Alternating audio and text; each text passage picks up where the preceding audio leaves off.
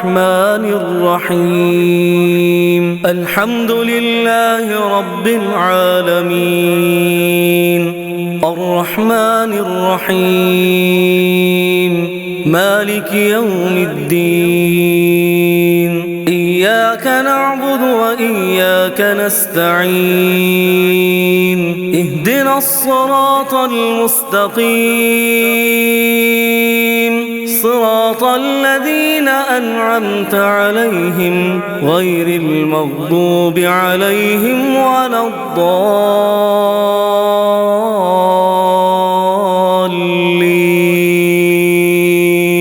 آمين بسم الله الرحمن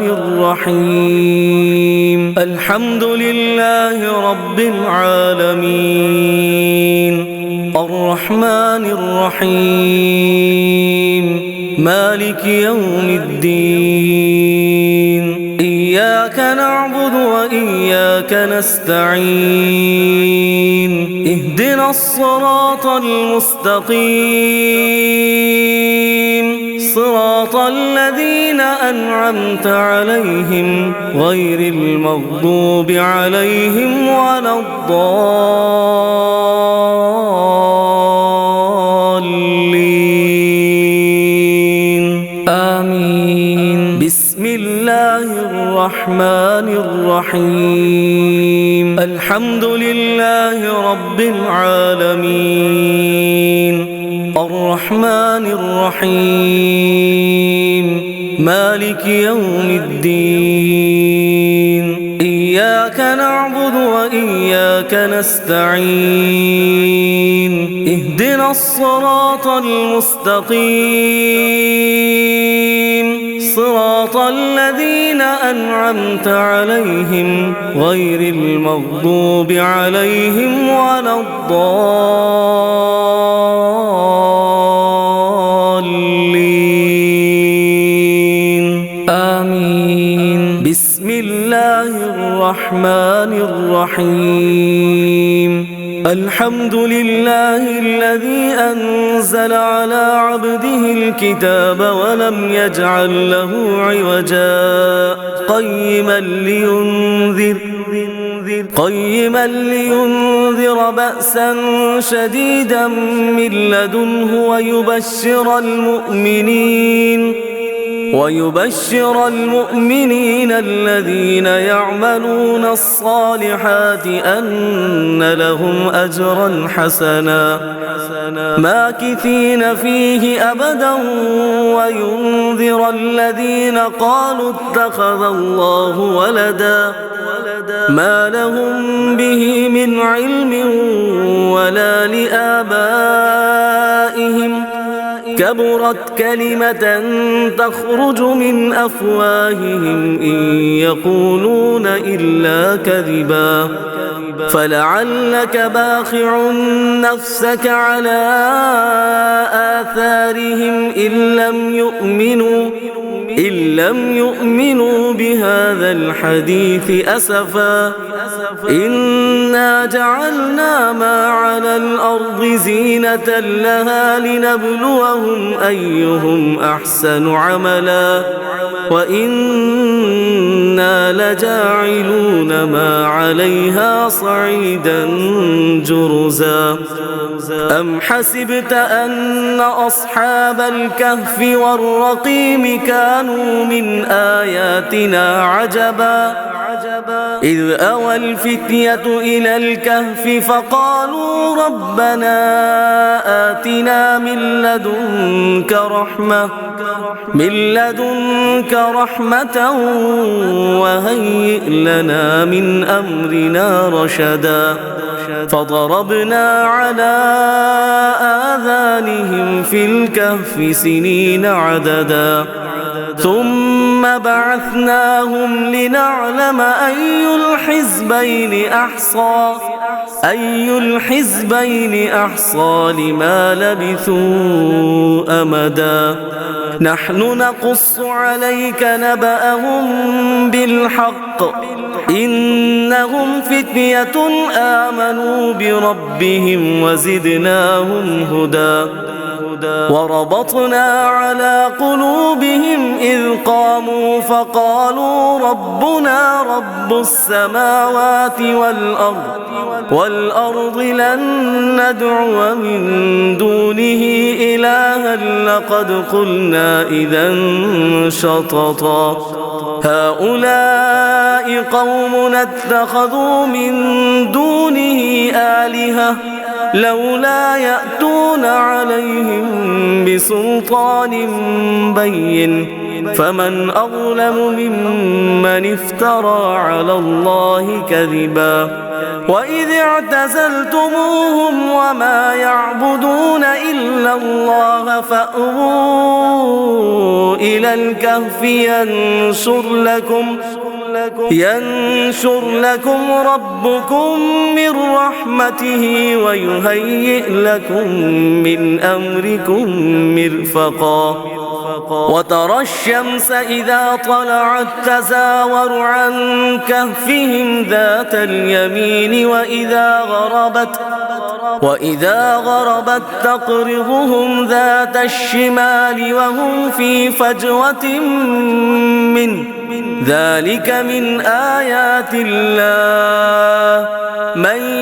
يهد الله فهو المهتد ومن يضلل فلن تجد له وليا مرشدا وتحسبهم أيقاظا وهم رقود ونقلبهم ذات اليمين وذات الشمال وكلبهم باسط ذراعيه بالوصيد لو اطلعت عليهم لوليت منهم فرارا ولملئت منهم رعبا وكذلك بعثناهم ليتساءلوا بينهم قال قائل منهم كم لبثتم قالوا لبثنا يوما أو بعض يوم قالوا ربكم أعلم بما لبثتم فابعثوا أحدكم بورقكم هذه إلى المدينة فلينظر أيها أزكى طعاما فليأتكم برزق منه وليتلطف ولا يشعرن بكم أحدا إنهم إن يظهروا عليكم يرجموكم أو يعيدوكم في ملتهم ولن تفلحوا إذا أبدا وكذلك أعثرنا عليهم ليعلموا أن وعد الله حق وأن الساعة لا ريب فيها إذ يتنازعون بينهم أمرهم فقالوا ابنوا عليهم بنيانا ربهم أعلم بهم قال الذين غلبوا على أمرهم لنتخذن عليهم مسجدا سيقولون ثلاثة رابعهم كلبهم ويقولون خمسة سادسهم كلبهم رجما بالغيب ويقولون سبعة وثامنهم كلبهم قل ربي أعلم بعدتهم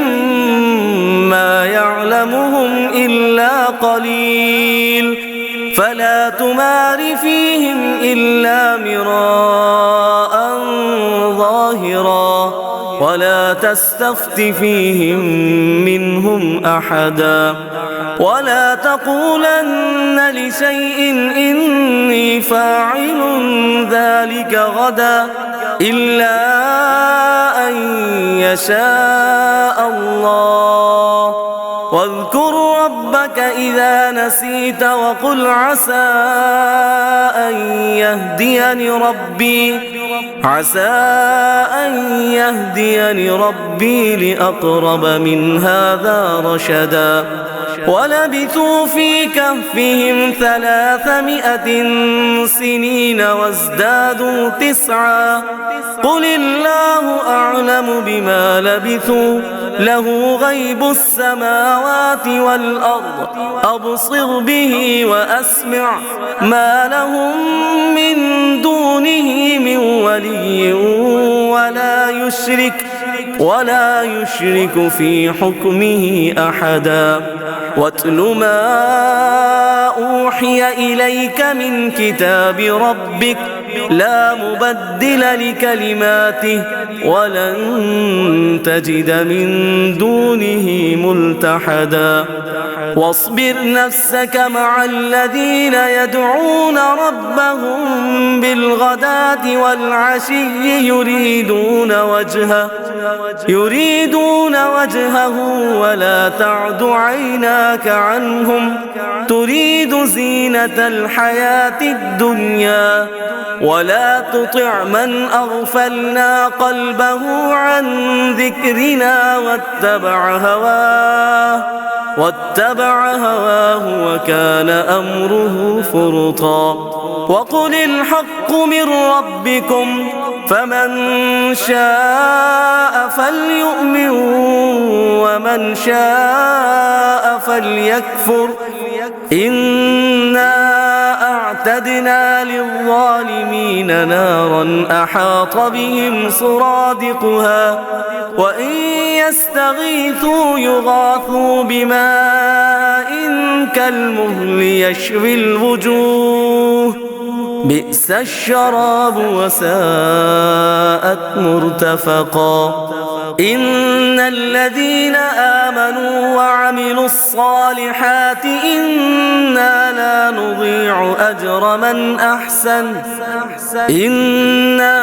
نضيع أجر من أحسن عملا أولئك لهم جنات عدن تجري من تحتهم الأنهار يحلون فيها من أساور من ذهب ويلبسون ثيابا خضرا من سندس وإستبرق متكئين فيها على الأرائك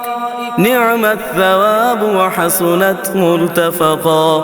واضرب لهم مثلا الرجلين جعلنا لأحدهما جنتين من أعناب وحففناهما بنخل وجعلنا بينهما زرعا كلتا الجنتين آتت أكلها ولم تظلم منه شيئا وفجرنا خلالهما نهرا وكان له ثمر فقال لصاحبه وهو يحاوره أنا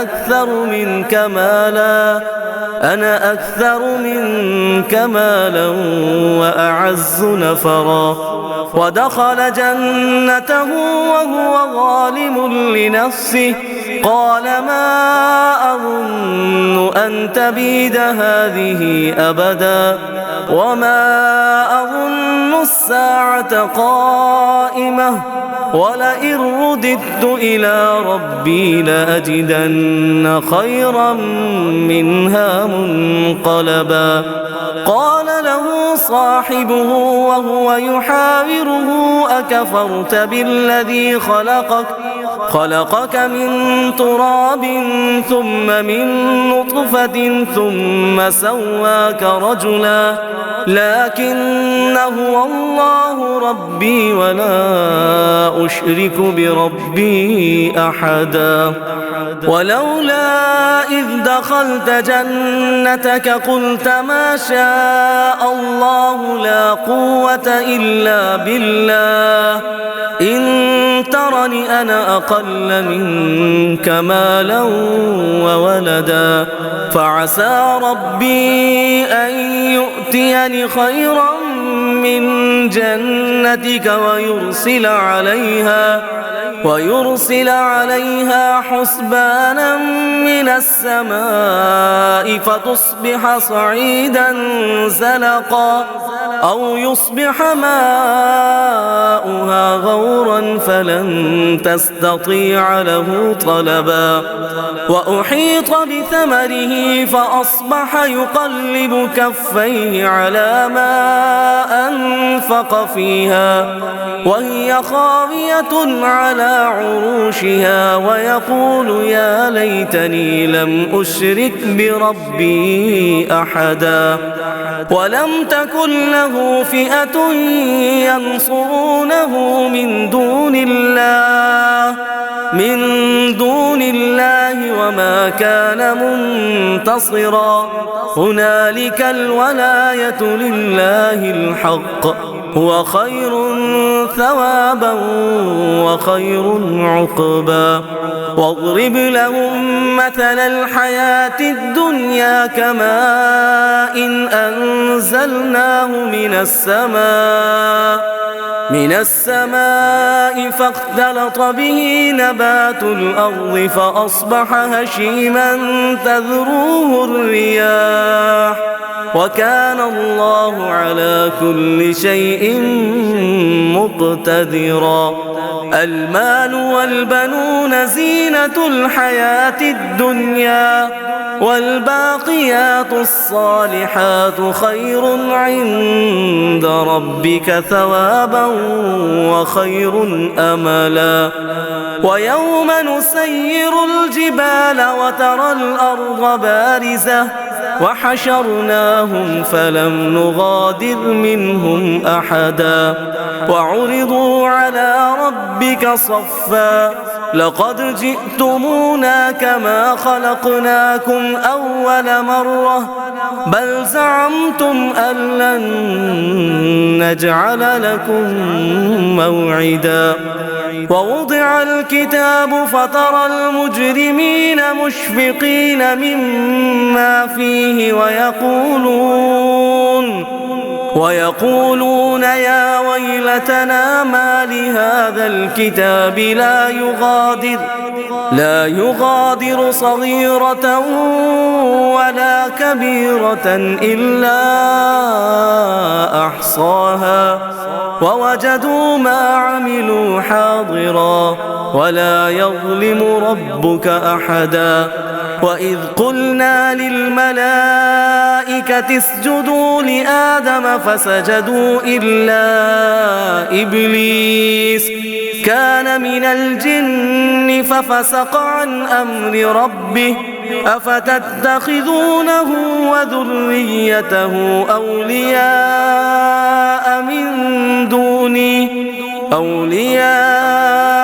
من دوني وهم لكم عدو بئس للظالمين بدلا ما أشهدتهم خلق السماوات والأرض ولا خلق أنفسهم وما كنت متخذ المضلين عضدا ويوم يقول نادوا شركائي الذين زعمتم فدعوهم فلم يستجيبوا لهم وجعلنا بينهم موبقا ورأى المجرمون النار فظنوا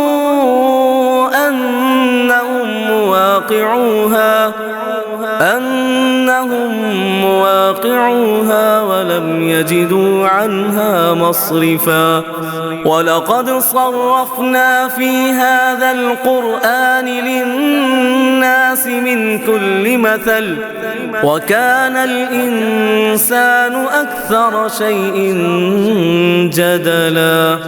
وما منع الناس أن يؤمنوا إذ جاءهم الهدى ويستغفروا ربهم إلا أن تأتيهم سنة الأولين أو يأتيهم العذاب قبلا وما نرسل المرسلين إلا مبشرين ومنذرين ويجادل الذين كفروا بالباطل ليدحضوا به الحق واتخذوا آياتي وما أنذروا هزوا ومن أظلم ممن ذكر بآيات ربه فأعرض عنها ونسي ما قدمت يداه إنا جعلنا على قلوبهم أكنة أن يفقهوه وفي آذانهم وقرا وإن تدعهم إلى الهدى فلن يهتدوا إذا أبدا وربك الغفور ذو الرحمة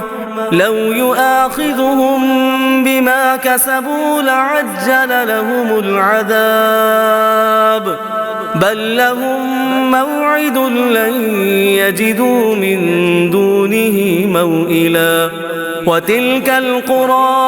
أهلكناهم لما ظلموا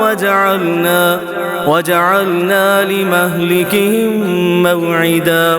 وإذ قال موسى لفتاه لا أبرح حتى أبلغ مجمع البحرين أو أمضي حقبا فلما بلغا مجمع بينهما نسيا حوتهما فاتخذ سبيله في البحر سربا فلما جاوزا قال لفتاه آتنا غداءنا لقد لقينا من سفرنا هذا نصبا قال أرأيت إذ أوينا إلى الصخرة فإني نسيت الحوت وما أنسانيه إلا الشيطان أن أذكره واتخذ سبيله في البحر عجبا قال ذلك ما كنا نبغي فارتدا على آثارهما قصصا فوجدا عبدا من عبادنا آتيناه رحمة من عندنا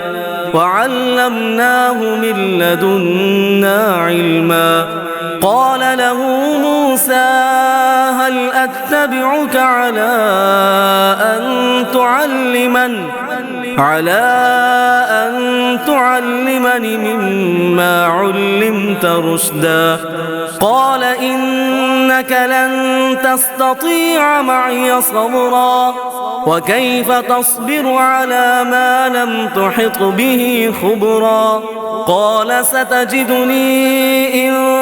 شاء الله صابرا ولا أعصي لك أمرا قال فإن اتبعتني فلا تسألني عن شيء حتى أحدث لك منه ذكرا فانطلقا حتى إذا ركبا في السفينة خرقها قال أخرقتها لتغرق أهلها لقد جئت شيئا إمرا قال ألم أقل إنك لن تستطيع معي صبرا قال لا تؤاخذني بما نسيت ولا ترهقني من أمري عسرا فانطلقا حتى إذا لقيا غلاما فقتله قال أقتلت نفسا زكية بغير نفس لقد جئت شيئا نكرا قال ألم أقل لك إنك لن تستطيع معي صبرا قال إن سألتك عن شيء بعدها فلا تصاحبني قد بلغت من لدني عذرا. فانطلقا حتى إذا أتيا أهل قرية استطعما أهلها فأبوا أن يضيفوهما فوجدا فيها جدارا يريد أن ينقض فأقامه. قال لو شئت لاتخذت عليه أجرا. قال هذا فراق بيني وبينك سأنبئك بتأويل ما لم تستطع عليه صبرا. أما السفينة فكانت لمساكين يعملون في البحر فأردت أن أعيبها وكان وراءهم ملك يأخذ كل سفينة غصبا. وأما الغلام فكان أبواه مؤمنين فخشينا أن يرهقهما طغيانا وكفرا. فأردنا أن يبدلهما ربهما خيرا منه زكاة وأقرب رحما. وأما الجدار فكان لغلامين يتيمين في المدينة وكان تحته كنز لهما وكان أبوهما صالحا. فأراد ربك أن يبلغا أشدهما ويستخرجا كنزهما رحمة من ربك وما فعلته عن أمري ذلك تأويل ما لم تسطع عليه صبرا. ويسألونك عن ذي القرنين قل سأتلو عليكم منه ذكرا. إنا مكنا له في الأرض وآتيناه من كل شيء سببا. فأتبع سببا حتى إذا بلغ مغرب الشمس وجدها تغرب في عين حمئة ووجد عندها قوما. قلنا يا ذا القرنين إما أن تعذب وإما أن تتخذ فيهم حسنا. قال أما من ظلم فسوف نعذبه ثم يرد إلى ربه فيعذبه عذابا نكرا. وأما من آمن وعمل صالحا فله جزاء الحسنى وسنقول له من أمرنا يسرا. ثم أتبع سببا حتى إذا بلغ مطلع الشمس وجدها تطلع على قوم لم نجعل لهم من دونها سترا. كذلك وقد أحطنا بما لديه خبرا. ثم أتبع سببا حتى إذا بلغ بين السدين وجد من دونهما قوما لا يكادون يفقهون قولا. قالوا يا ذا القرنين إن يأجوج ومأجوج مفسدون في الأرض فهل نجعل لك خرجا على أن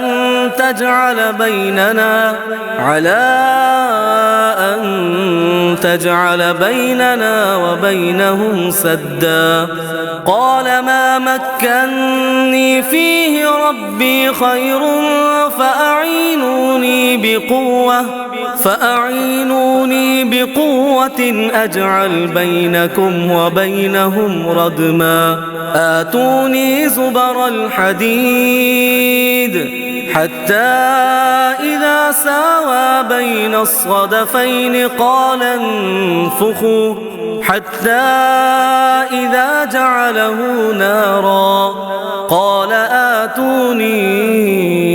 يفرغ عليه قطرا فما استطاعوا أن يظهروه وما استطاعوا له نقبا قال هذا رحمة من ربي فإذا جاء وعد ربي جعله دكا وكان وعد ربي حقا وتركنا بعضهم يومئذ يموج في بعض ونفخ في الصور فجمعناهم جمعا وعرضنا جهنم يومئذ للكافرين عرضا الذين كانت أعينهم في غطاء عن ذكري وكانوا لا يستطيعون سمعا أفحسب الذين كفروا أن يتخذوا عبادي من دوني أولياء إنا أعتدنا جهنم للكافرين نزلا قل هل ننبئكم بالأخسرين أعمالا الذين ضل سعيهم في الحياة الدنيا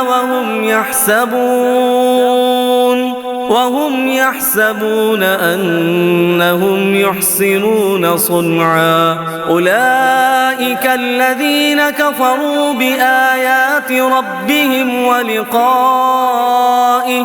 ولقائه فحبطت أعمالهم فلا نقيم لهم يوم القيامة وزنا ذلك جزاؤهم جهنم بما كفروا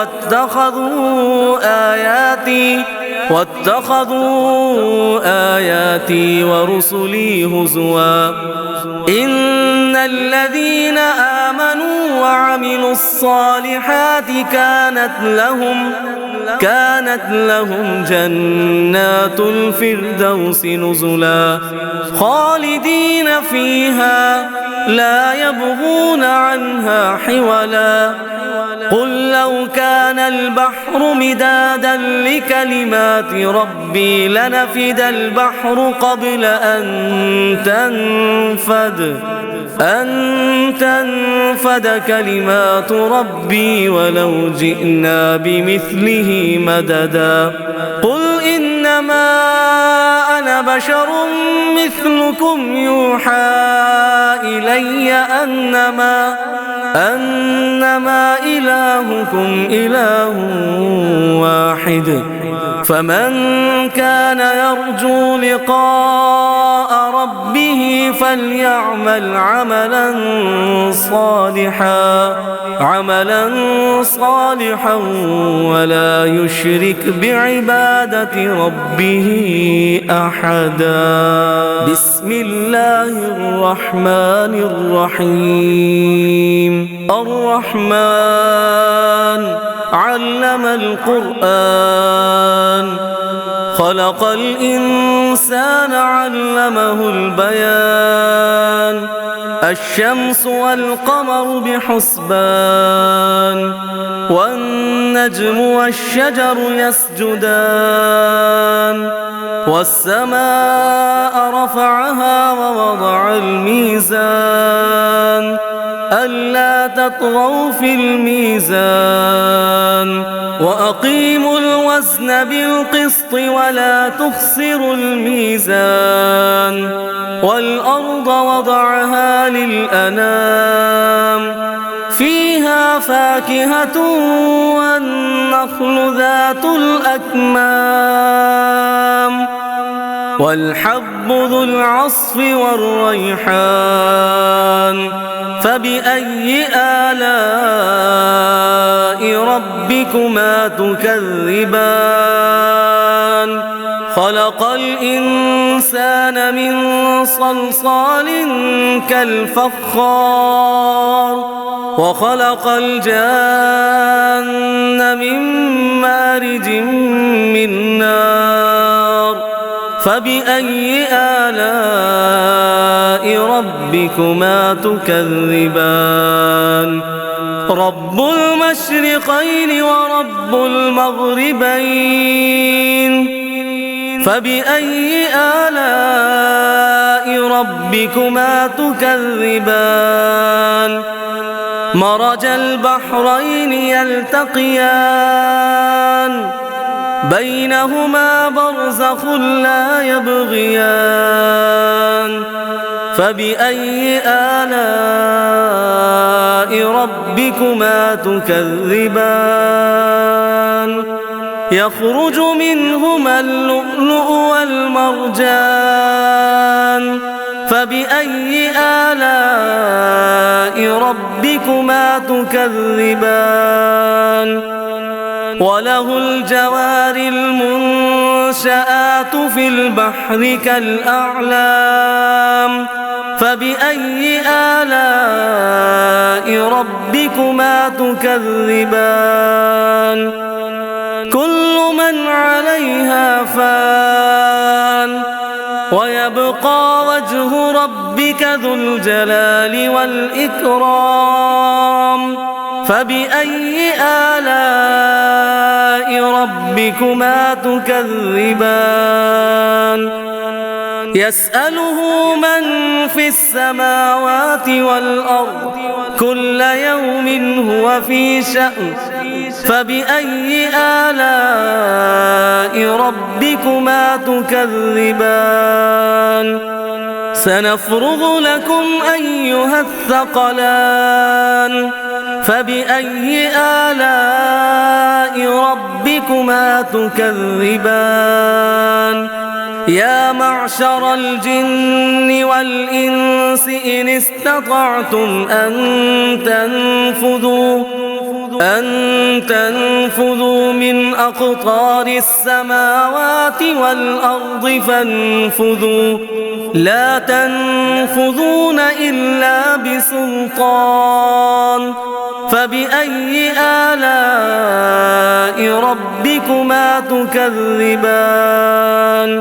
يرسل عليكما شواظ من نار ونحاس فلا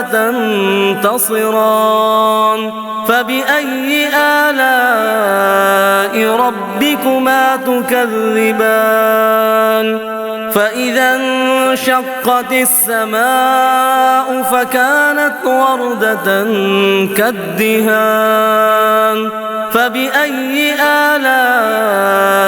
ربكما تكذبان فيومئذ لا يسأل عن ذنبه إنس ولا جان فبأي آلاء ربكما تكذبان يعرف المجرمون بسيماهم فيؤخذ بالنواصي والأقدام فبأي آلاء ربكما تكذبان هذه جهنم التي يكذب بها المجرمون يطوفون بينها وبين حميم آن فبأي آلاء ربكما تكذبان ولمن خاف مقام ربه جنتان فبأي آلاء ربكما تكذبان ذواتا أفنان فبأي آلاء ربكما تكذبان فيهما عينان تجريان فبأي آلاء ربكما تكذبان فيهما من كل فاكهة زوجان فبأي آلاء ربكما تكذبان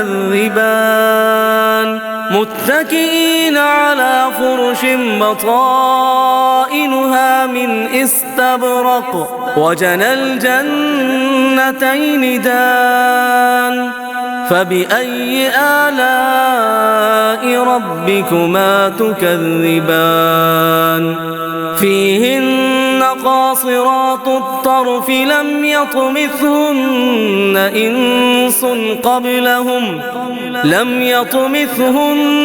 إنس قبلهم ولا جان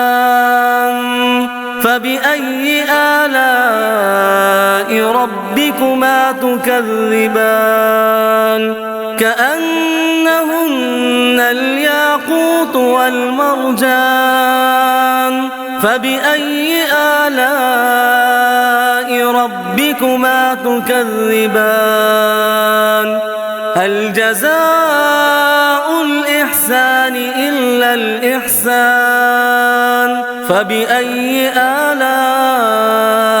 ربكما تكذبان ومن دونهما جنتان فبأي آلاء ربكما تكذبان مدهامتان فبأي آلاء ربكما تكذبان فيهما عينان نضاختان فبأي آلاء ربكما تكذبان فيهما فاكهة ونخل ورمان فبأي آلاء ربكما تكذبان فيهن خيرات حسان فبأي آلاء ربكما تكذبان حور مقصورات في الخيام فبأي آلاء ربكما تكذبان لم يطمثهن إنس قبلهم ولا جان فبأي آلاء ربكما تكذبان متكئين على رفرف خضر وعبقري حسان فبأي آلاء ربكما تكذبان تبارك اسم ربك ذي الجلال والإكرام بسم الله الرحمن الرحيم الرحمن علم القرآن خلق الإنسان علمه البيان الشمس والقمر بحسبان والنجم والشجر يسجدان والسماء رفعها ووضع الميزان ألا تطغوا في الميزان وأقيموا الوزن بالقسط ولا تخسروا الميزان والأرض وضعها للأنام فيها فاكهة والنخل ذات الأكمام والحب ذو العصف والريحان فبأي آلاء ربكما تكذبان خلق الإنسان من صلصال كالفخار وخلق الجان من مارج من نار فبأي آلاء ربكما تكذبان رب المشرقين ورب المغربين فبأي آلاء ربكما تكذبان مرج البحرين يلتقيان بينهما برزخ لا يبغيان فبأي آلاء ربكما تكذبان يخرج منهما اللؤلؤ والمرجان فبأي آلاء ربكما تكذبان وله الجوار المنشآت في البحر كالأعلام فبأي آلاء ربكما تكذبان كل من عليها فان ويبقى وجه ربك ذو الجلال والإكرام فبأي آلاء ربكما تكذبان يسأله من في السماوات والأرض كل يوم هو في شأن فبأي آلاء ربكما تكذبان سنفرغ لكم أيها الثقلان فبأي آلاء ربكما تكذبان يا معشر الجن والإنس إن استطعتم أن تنفذوا من أقطار السماوات والأرض فانفذوا لا تنفذون إلا بسلطان فبأي آلاء ربكما تكذبان يرسل عليكما شواظ من نار ونحاس فلا تنتصران فبأي آلاء ربكما تكذبان فإذا انشقت السماء فكانت وردة كالدهان فبأي آلاء ربكما تكذبان فيومئذ لا يسأل عن ذنبه إنس ولا جان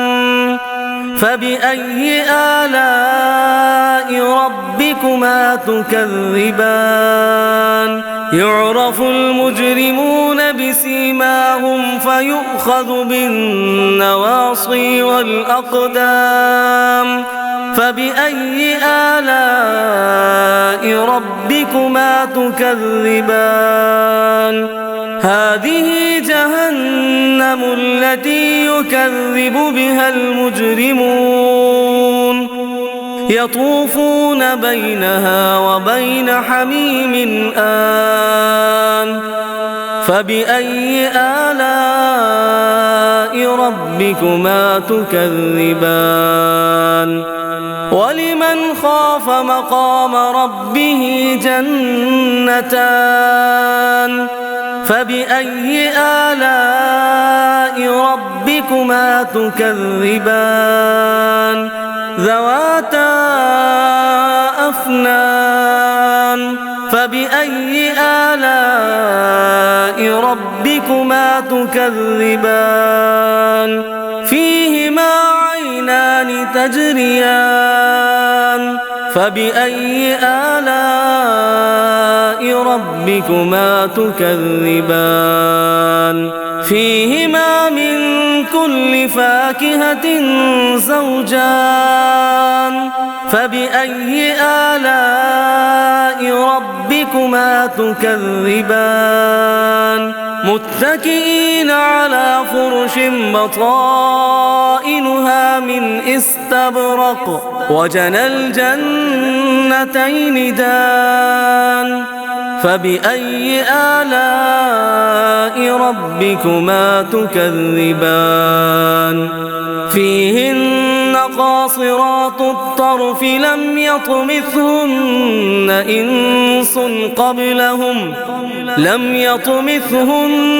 إنس قبلهم ولا جان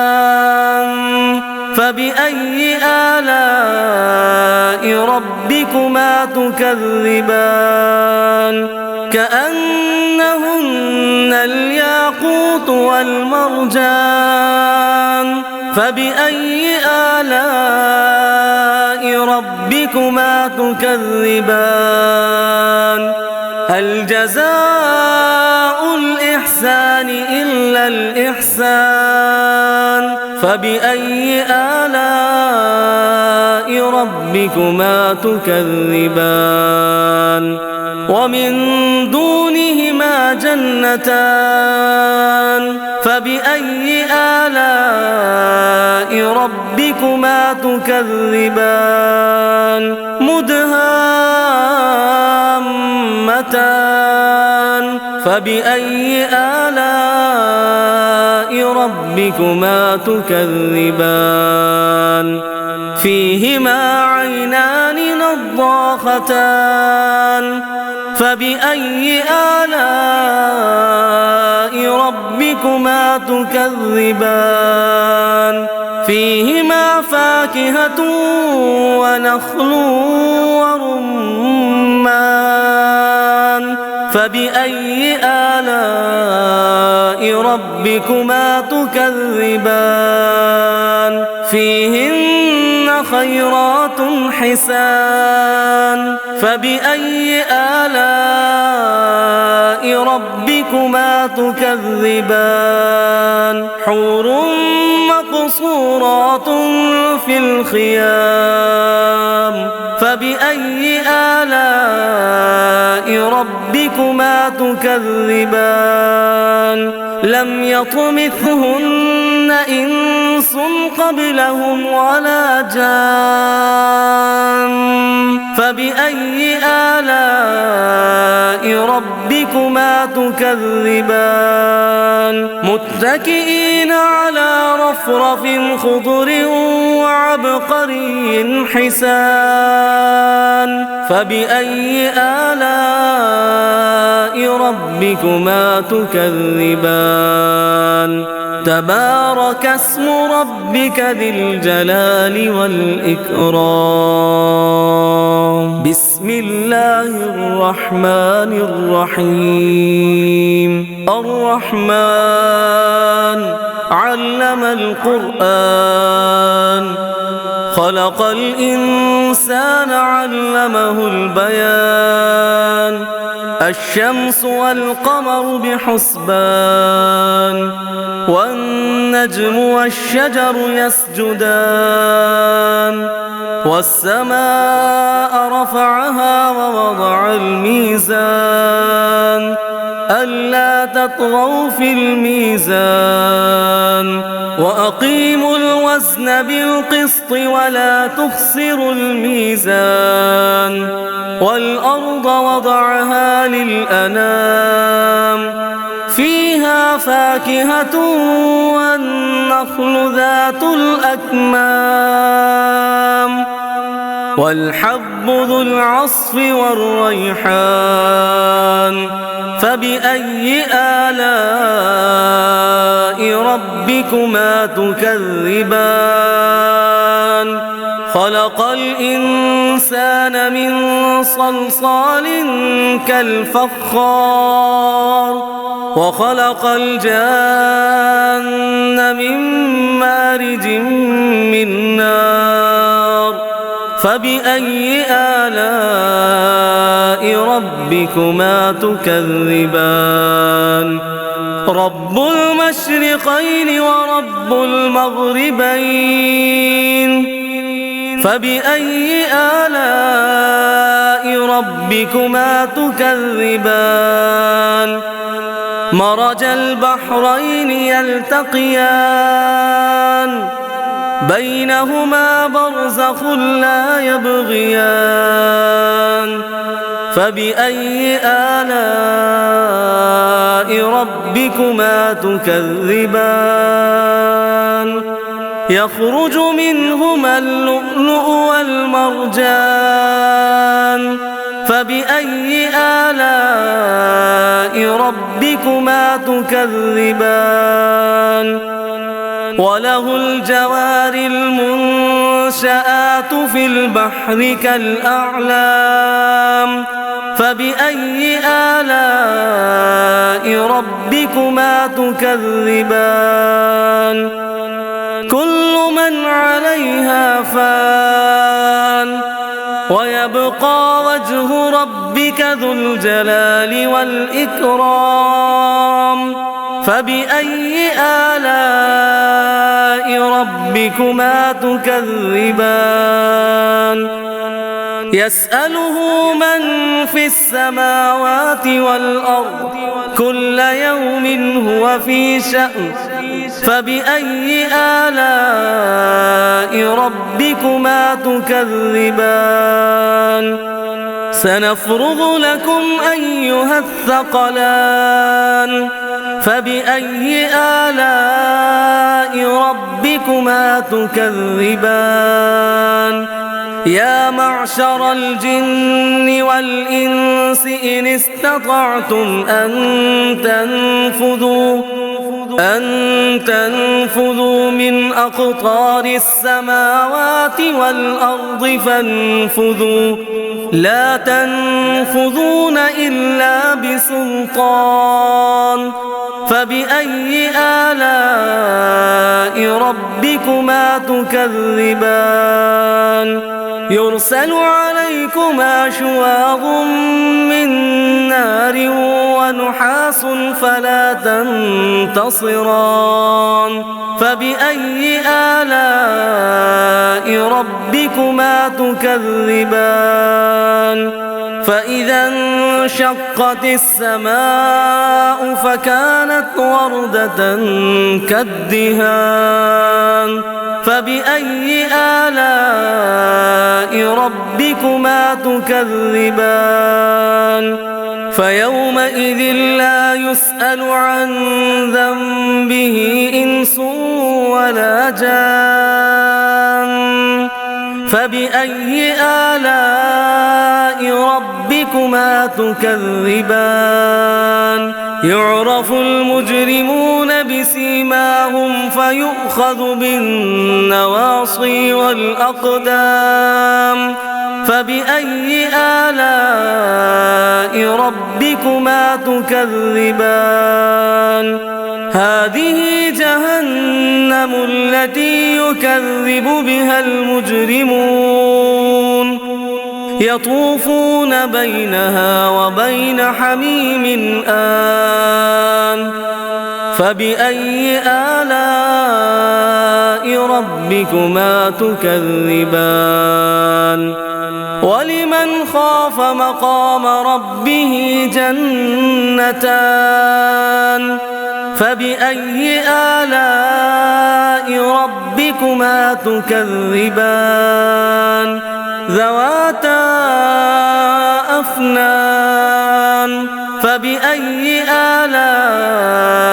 ربكما تكذبان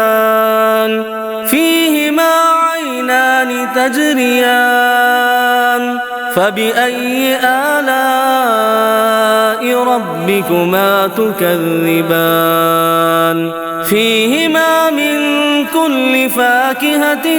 زوجان فبأي آلاء ربكما تكذبان متكئين على فرش بطائنها من استبرق وجنى الجنتين دان فبأي آلاء ربكما تكذبان فيهن قاصرات الطرف لم يطمثهن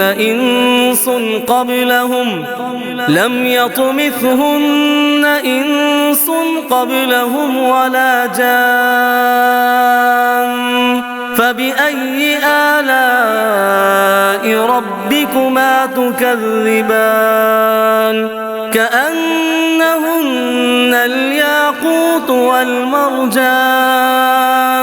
فبأي آلاء ربكما تكذبان هل جزاء الإحسان إلا الإحسان فبأي آلاء ربكما تكذبان ومن دونهما جنتان فبأي آلاء ربكما تكذبان مدهامتان فبأي آلاء ربكما تكذبان فيهما عينان نضاختان فبأي آلاء ربكما تكذبان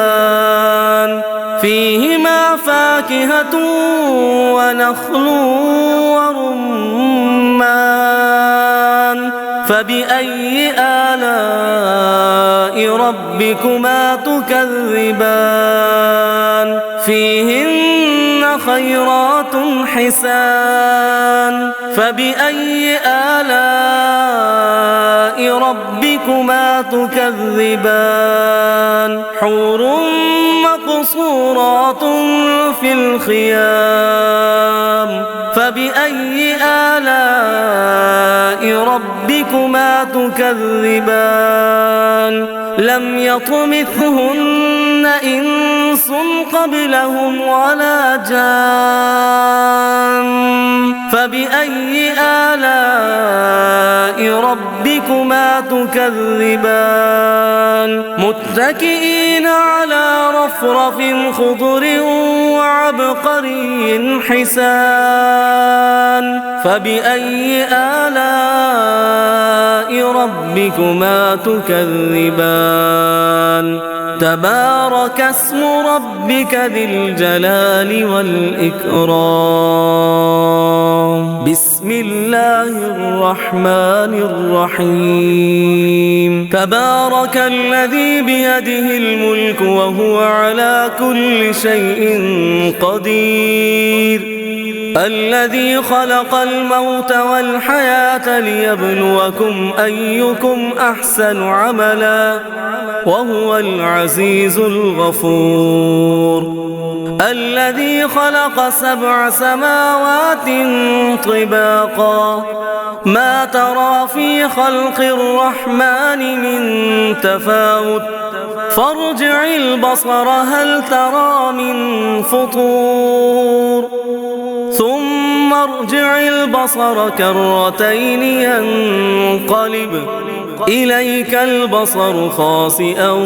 وهو حسير ولقد زينا السماء الدنيا بمصابيح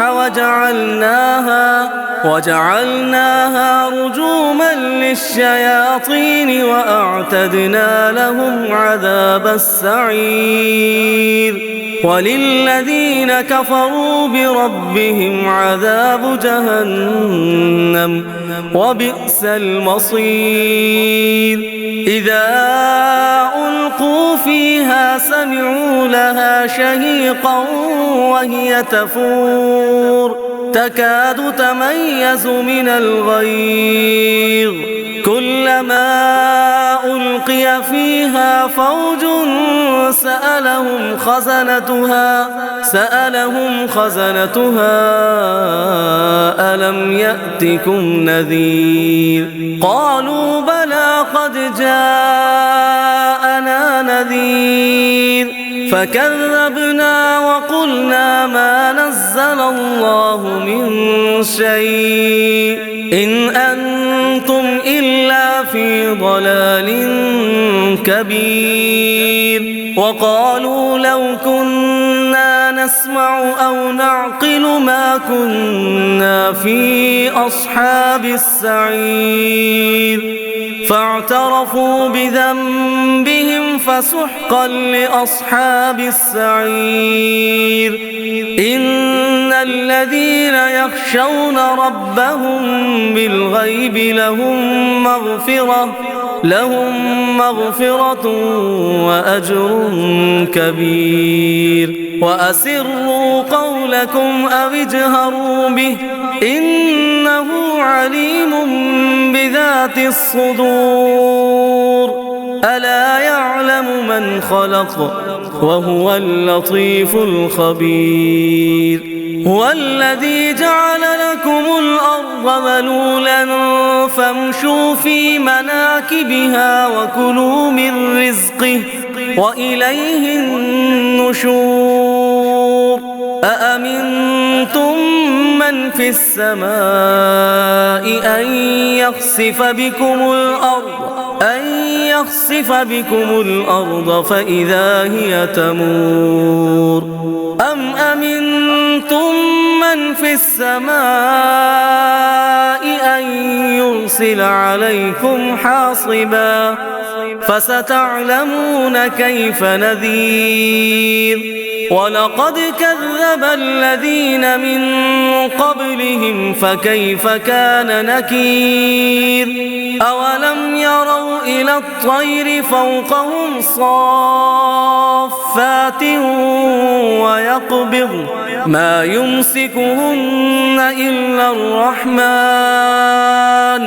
إنه بكل شيء بصير. أمن هذا الذي هو جند لكم ينصركم من دون الرحمن إن الكافرون إلا في غرور. أمن هذا الذي يرزقكم إن أمسك رزقه بل لجوا في عتو ونفور. أفمن يمشي مكبا على وجهه أهدى أمن يمشي سويا على صراط مستقيم. قل هو الذي أنشأكم وجعل لكم السمع والأبصار والأفئدة قليلا ما تشكرون. قل هو الذي ذرأكم في الأرض وإليه تحشرون. ويقولون متى هذا الوعد إن كنتم صادقين. قل إنما العلم عند الله وإنما أنا نذير مبين. فلما رأوه زلفة سيئت وجوه الذين كفروا وقيل هذا الذي كنتم به تدعون. قل أرأيتم إن أهلكني الله ومن معي أو رحمنا فمن يجير الكافرين من عذاب أليم. قل هو الرحمن آمنا به وعليه توكلنا فستعلمون من هو في ضلال مبين. قل أرأيتم إن أصبح ماؤكم غورا فمن يأتيكم بماء معين. بسم الله الرحمن الرحيم. تبارك الذي بيده الملك وهو على كل شيء قدير. الذي خلق الموت والحياة ليبلوكم أيكم أحسن عملا وهو العزيز الغفور. الذي خلق 7 سماوات طباقا ما ترى في خلق الرحمن من تفاوت فارجع البصر هل ترى من فطور ثم ارجع البصر كرتين ينقلب إليك البصر خاسئا وهو حسير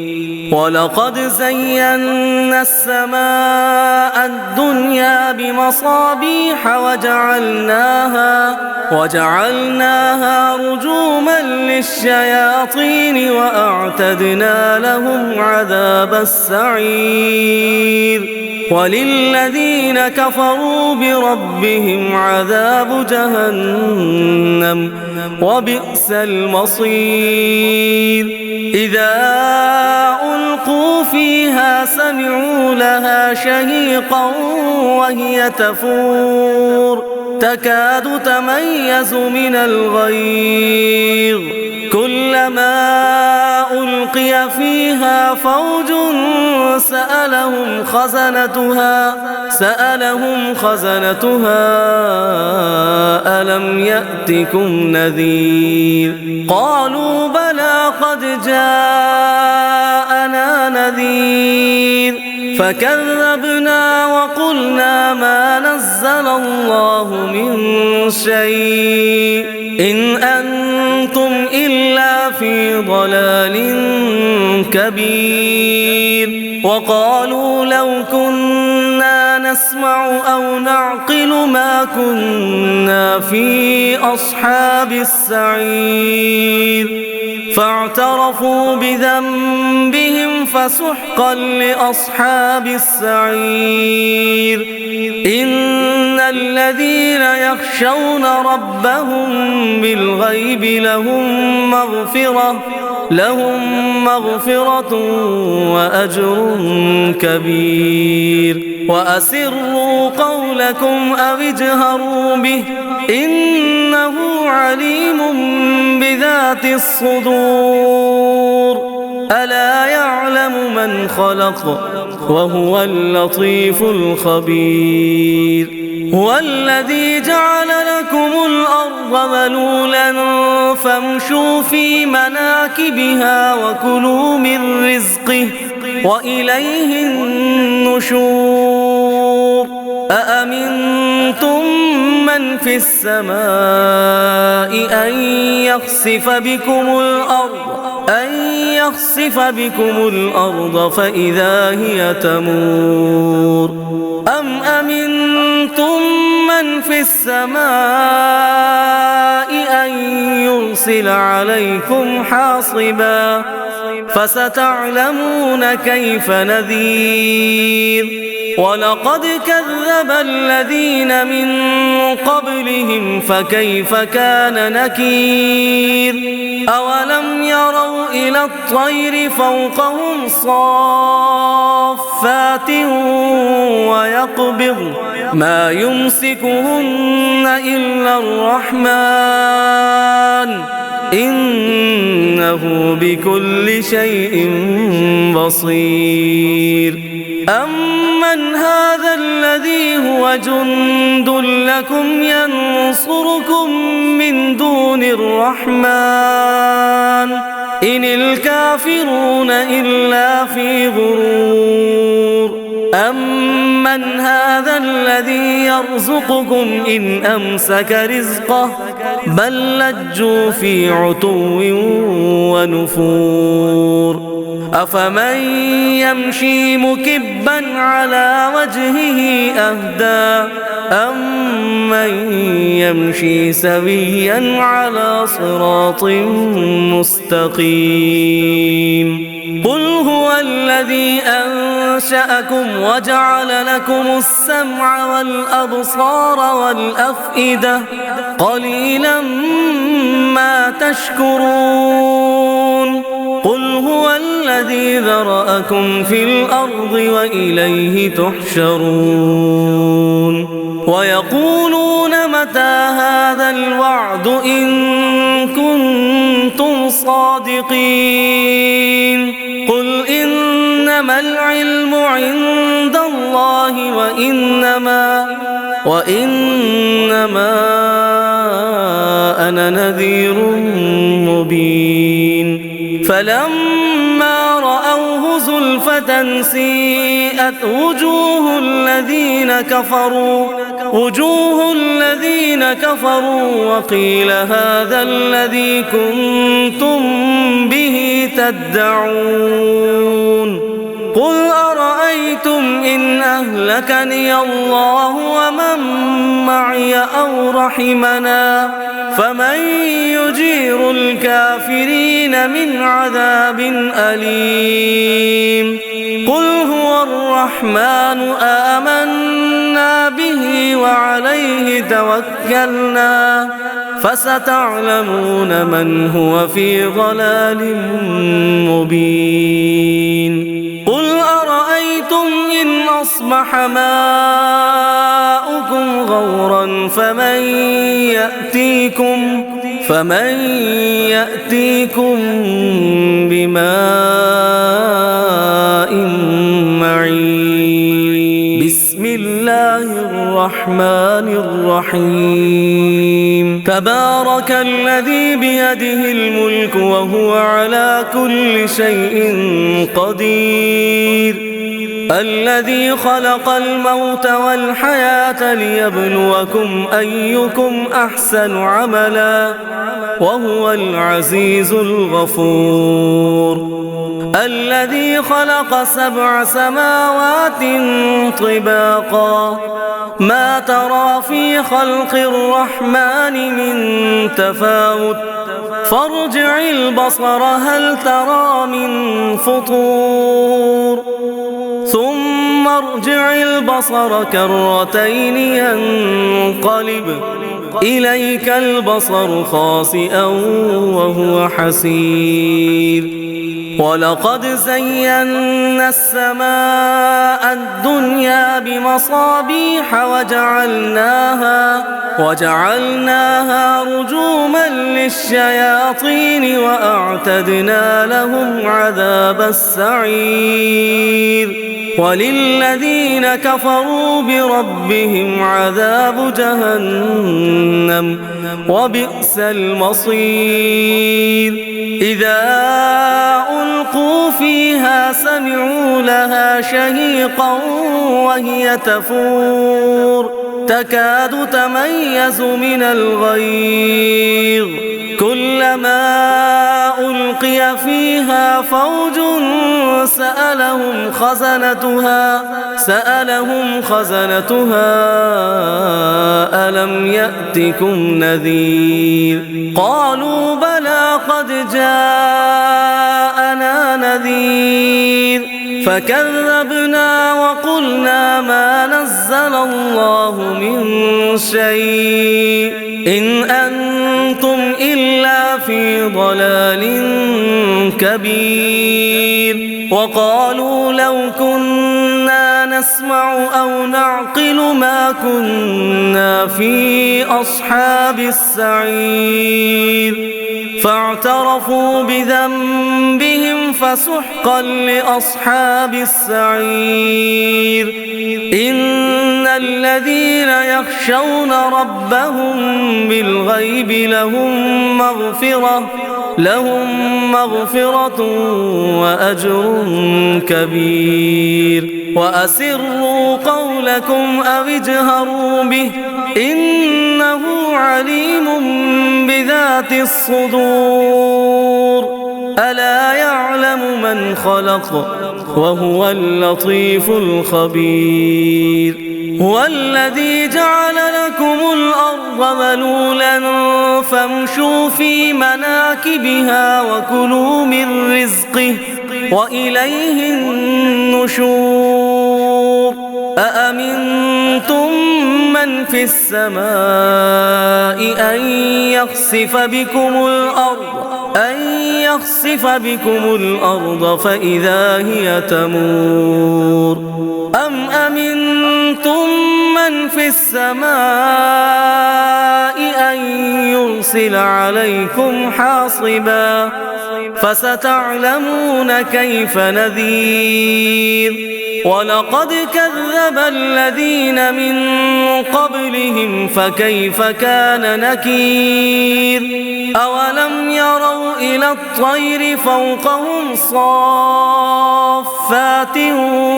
ويقبض ما يمسكهن إلا الرحمن إنه بكل شيء بصير أمن هذا الذي هو جند لكم ينصركم من دون الرحمن إن الكافرون إلا في غرور أمن هذا الذي يرزقكم إن أمسك رزقه بل لجوا في عتو ونفور أفمن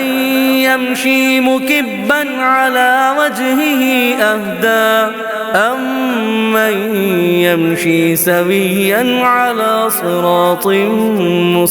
مستقيم قل هو الذي أنشأكم وجعل لكم السمع والأبصار والأفئدة قليلا ما تشكرون قل هو الذي ذرأكم في الأرض وإليه تحشرون ويقولون متى هذا الوعد إن كنتم صادقين قل إنما العلم عند الله وإنما أنا نذير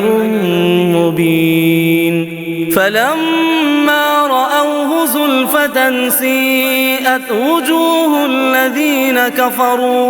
وجوه الذين كفروا وقيل هذا الذي كنتم به تدعون قل أرأيتم إن أهلكني الله ومن معي أو رحمنا فمن يجير الكافرين من عذاب أليم قل هو الرحمن آمنا به وعليه توكلنا فستعلمون من هو في ضلال مبين قل أرأيتم إن أصبح ماؤكم غورا فمن يأتيكم بماء معين بسم الله الرحمن الرحيم ألم نشرح لك صدرك ووضعنا عنك وزرك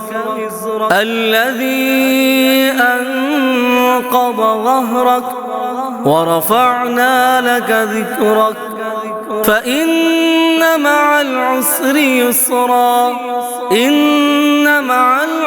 يسرا فإذا فرغت فانصب وإلى ربك فارغب بسم الله الرحمن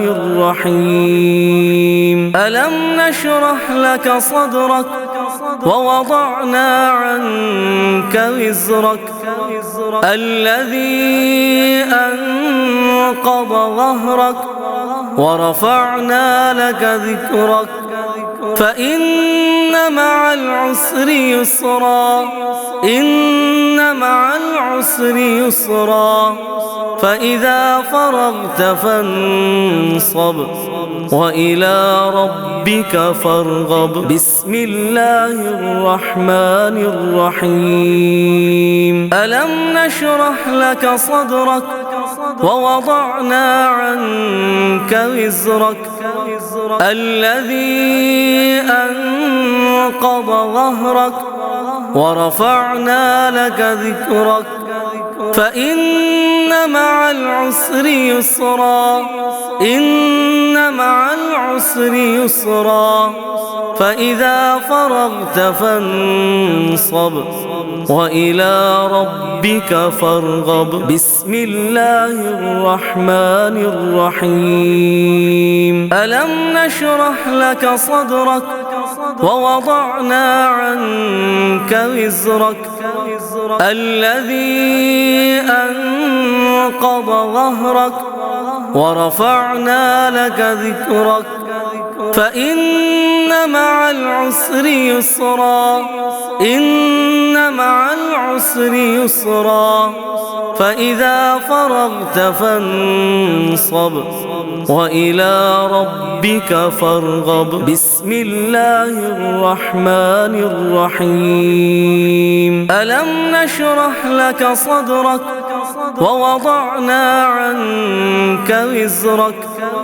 الذي أنقض ظهرك ورفعنا لك ذكرك فإن مع العسر يسرا إن مع العسر يسرا فإذا فرغت فانصب وإلى ربك فارغب بسم الله الرحمن الرحيم ألم نشرح لك صدرك ووضعنا عنك وزرك الذي أنقض ظهرك ورفعنا لك ذكرك فإن مع العسر يسرا إن مع العسر يسرا فإذا فرغت فانصب وإلى ربك فارغب بسم الله الرحمن الرحيم ألم نشرح لك صدرك ووضعنا عنك وزرك الذي أنقض ظهرك ورفعنا لك ذكرك فإن مع العسر يسرا إن مع العسر يسرا فإذا فرغت فانصب وإلى ربك فارغب بسم الله الرحمن الرحيم ألم نشرح لك صدرك ووضعنا عنك وزرك الذي أنقض ظهرك ورفعنا لك ذكرك فإن مع العسر يسرا إن مع العسر يسرا فإذا فرغت فانصب وإلى ربك فارغب بسم الله الرحمن الرحيم ألم نشرح لك صدرك ووضعنا عنك وزرك الذي أنقض ظهرك ورفعنا لك ذكرك فإن مع العسر يسرا إن مع العسر يسرا فإذا فرغت فانصب وإلى ربك فارغب بسم الله الرحمن الرحيم ألم نشرح لك صدرك ووضعنا عنك وزرك الذي أنقض ظهرك ورفعنا لك ذكرك فإن مع العسر يسرا إن مع العسر يسرا فإذا فرغت فانصب وإلى ربك فارغب بسم الله الرحمن الرحيم ألم نشرح لك صدرك ووضعنا عنك وزرك الذي أنقض ظهرك ورفعنا لك ذكرك فإن مع العسر يسرا إن مع العسر يسرا فإذا فرغت فانصب وإلى ربك فارغب بسم الله الرحمن الرحيم ألم نشرح لك صدرك ووضعنا عنك وزرك الذي أنقض ظهرك ورفعنا لك ذكرك فإن مع العسر يسرا إن مع العسر يسرا فإذا فرغت فانصب وإلى ربك فارغب بسم الله الرحمن الرحيم ألم نشرح لك صدرك ووضعنا عنك وزرك الذي أنقض ظهرك ورفعنا لك ذكرك فإن مع العسر يسرا إن مع العسر يسرا فإذا فرغت فانصب وإلى ربك فارغب بسم الله الرحمن الرحيم ألم نشرح لك صدرك ووضعنا عنك وزرك الذي أنقض ظهرك ورفعنا لك ذكرك فإن مع العسر يسرا إن مع العسر يسرا فإذا فرغت فانصب وإلى ربك فارغب بسم الله الرحمن الرحيم ألم نشرح لك صدرك ووضعنا عنك وزرك الذي أنقض ظهرك ورفعنا لك ذكرك فإن مع العسر يسرا إن مع العسر يسرا فإذا فرغت فانصب وإلى ربك فارغب بسم الله الرحمن الرحيم ألم نشرح لك صدرك ووضعنا عنك وزرك الذي أنقض ظهرك ورفعنا لك ذكرك فإن مع العسر يسرا إن مع العسر يسرا فإذا فرغت فانصب وإلى ربك فارغب بسم الله الرحمن الرحيم ألم نشرح لك صدرك ووضعنا عنك وزرك الذي أنقض ظهرك ورفعنا لك ذكرك فإن مع العسر يسرا إن مع العسر يسرا فإذا فرغت فانصب وإلى ربك فارغب